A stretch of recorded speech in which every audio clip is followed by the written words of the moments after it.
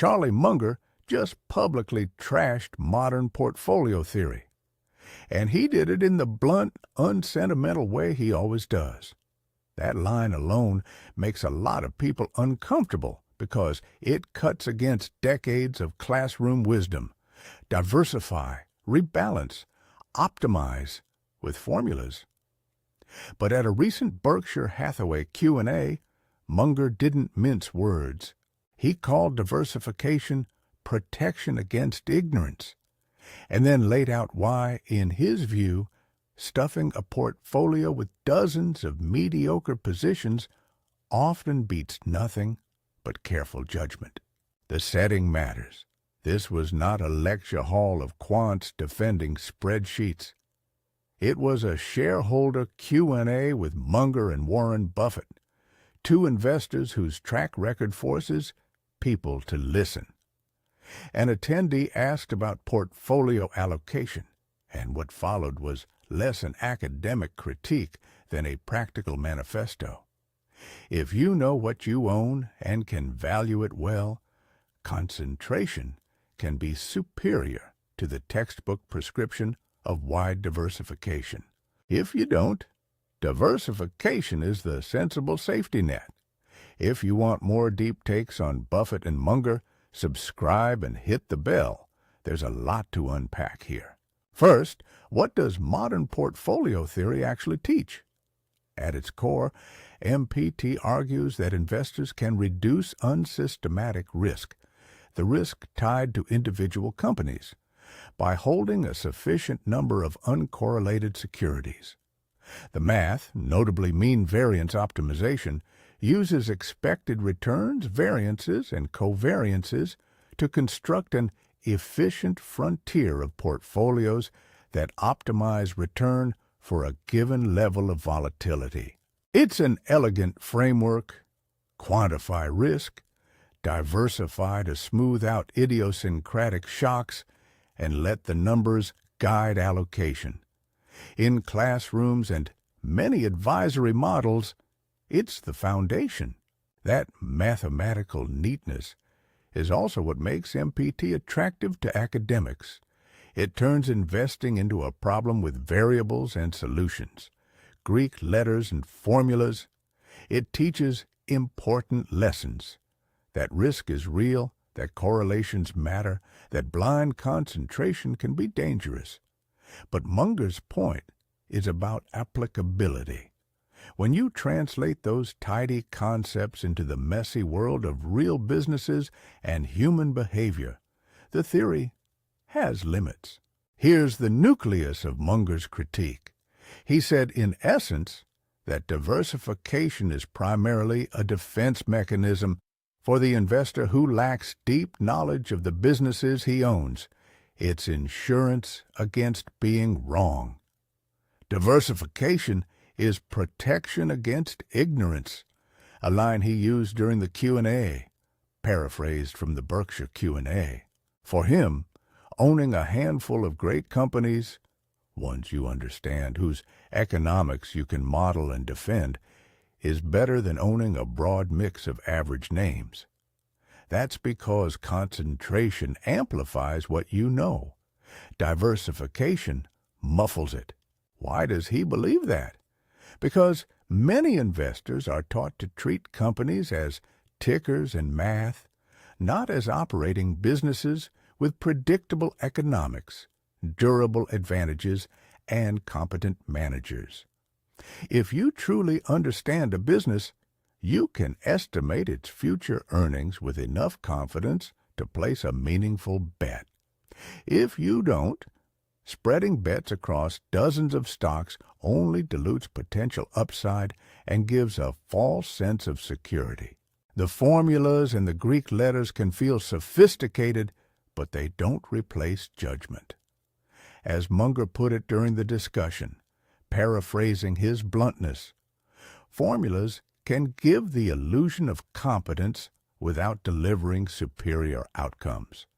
Paraphrased from the Berkshire Q&A.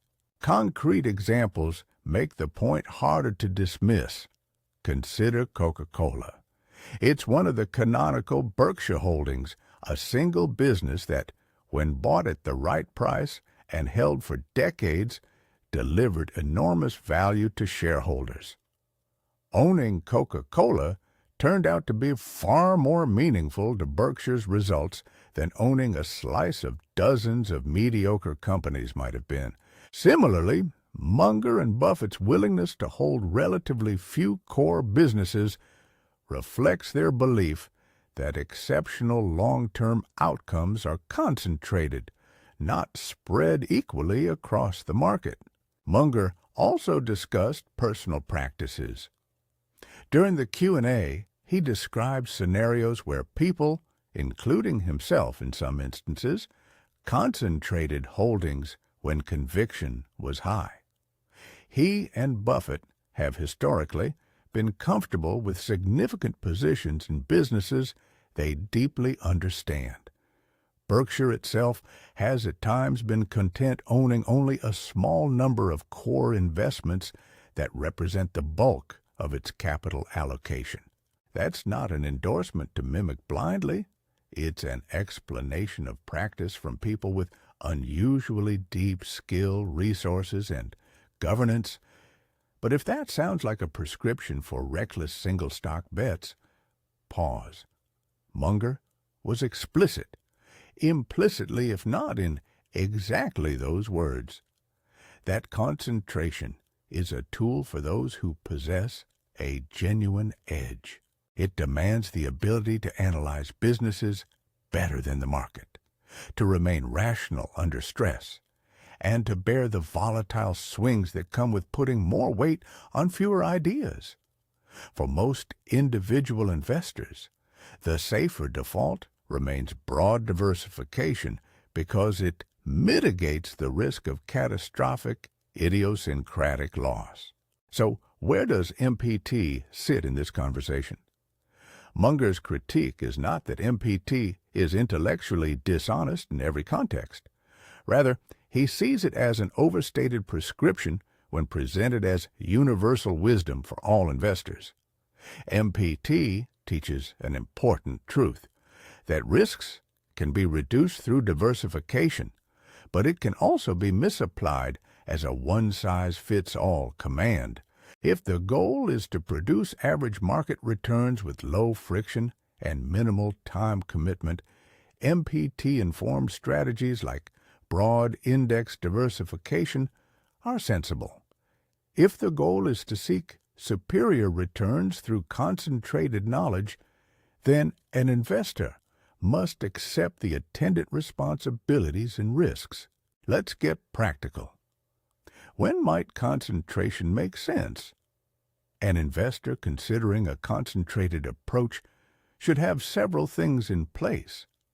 A demonstrable, repeatable process for valuing businesses, a clear margin of safety in purchases, the temperament to hold through sharp drawdowns, sufficient time horizon to let compounding work, and the humility to recognize when a thesis has failed.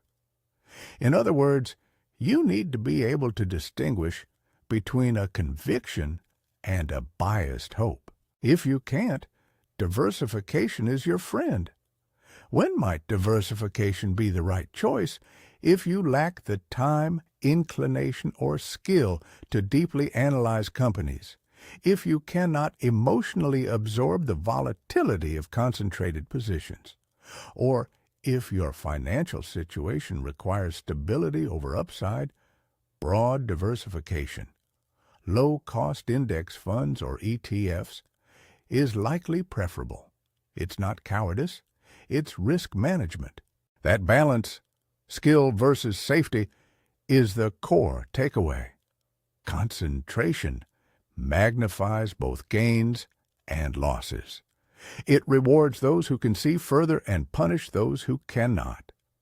Munger's point is deliberately provocative to remind investors that many commonly accepted rules are heuristics, not commandments.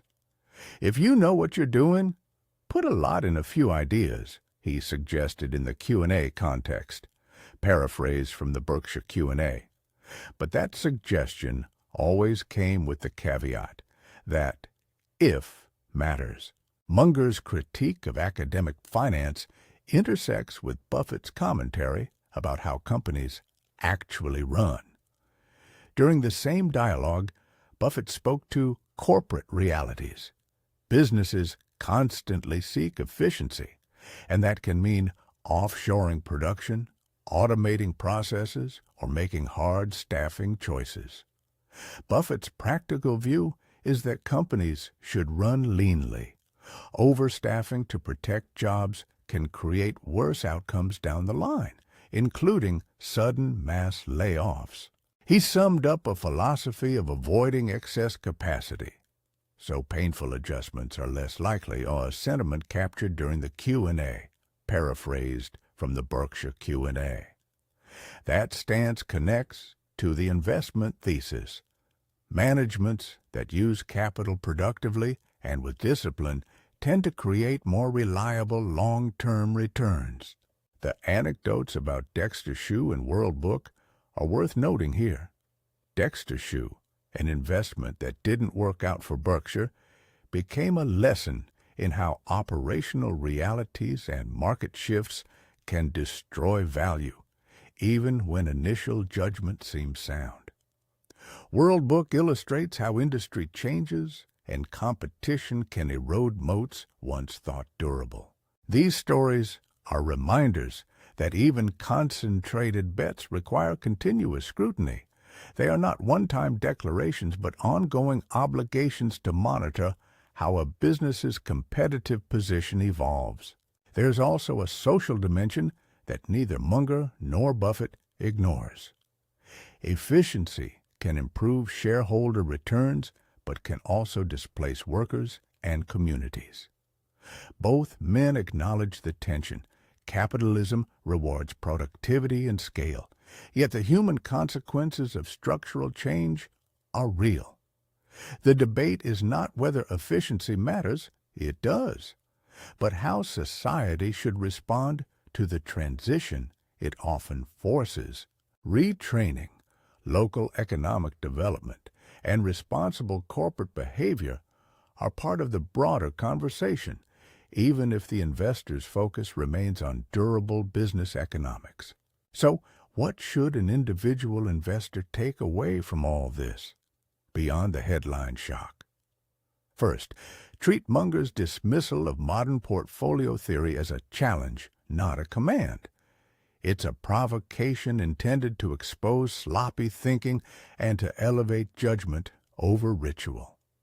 Second, be honest about your capabilities. If you have the skills, time, temperament, and process to find and hold a handful of exceptional businesses, concentration may well improve outcomes. But if you don't, broad diversification remains the rational choice. A practical checklist to apply right now, in plain sentences rather than a magic formula. Estimate honestly how deep your understanding of a business is before increasing position size. Require a margin of safety and valuation. Simulate the psychological impact of a 40-60% drawdown on a concentrated holding and decide if you can stay rational. Make sure your overall financial situation can absorb volatility. And commit to ongoing monitoring of the businesses you own. If these conditions aren't met, prioritize low-cost, diversified options. Remember, Munger's language is intentionally sharp because he wants to awaken complacency. He's not telling every listener to abandon diversification and go all in on a single stock. He's telling investors to replace deference to formulas with a careful appraisal of their own knowledge and limitations. When he said diversification is protection against ignorance, he was both criticizing a habit and clarifying why, for many people, that habit remains sensible. Paraphrased from the Berkshire Q&A. A final important note about attribution and caution. The views described here are drawn from the Berkshire Hathaway Q&A and reflect Munger and Buffett's perspective as experienced, well-resourced investors. They are not personal financial advice. Do not interpret these remarks as a suggestion that every individual should concentrate their portfolio.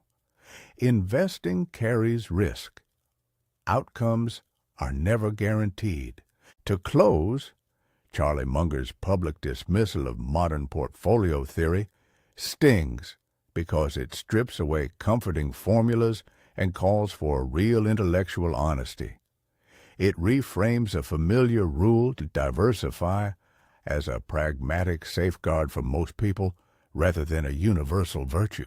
For those with exceptional ability to analyze businesses and the temperament to act on that analysis, concentration is a defensible strategy. For everyone else, diversification remains a practical path. Tell us in the comments, would you trust yourself to hold just 3 stocks? If you want to dig deeper, the Berkshire Annual Letters and the full Q&A are great places to start. Links in the description. And one more thing before you go. None of this is financial advice. Weigh these ideas against your own situation and, if needed, consult a licensed advisor.